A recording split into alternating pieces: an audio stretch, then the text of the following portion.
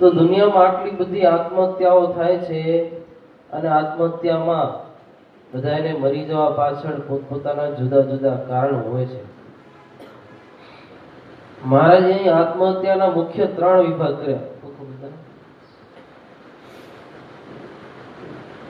એક વિભાગ કર્યો છે શાસ્ત્રીય, બીજો છે સ્વભાવજન્ય અને ત્રીજો છે લોકલજ્જાના કારણે.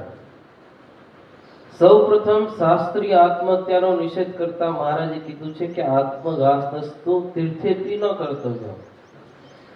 તીર્થની અંદર સ્વર્ગાદિક ફળની પ્રાપ્તિ માટે કે પછી કોઈ અન્ય કારણોસર પોતાના દેહનો ઘાત કરવો નહીં. કારણ કે સત્તાનંદ સ્વામી એમ કહે છે કે કોઈક શાસ્ત્રમાં એવું વિધાન જોવા મળે છે કે આ બ્રાહ્મણાદ્વા સ્વર્ગાદિ મહાફલ જિગીષયા પ્રવિશે જ્વલનમ તોયમ કુર્યાદ્વા નસનાદિકમ. કોઈને બ્રાહ્મણ કુળમાં જન્મ જોઈતો હોય અથવા તો તેનાથી પણ મોટા સ્વર્ગાદિકની પ્રાપ્તિ સુધીના કોઈ એવા ફળની ઈચ્છા હોય તો એના માટે અગ્નિમાં પ્રવેશ કરવો, પાણીમાં પ્રવેશ કરવો અથવા તો અન્નનો ત્યાગ કરી દેવો.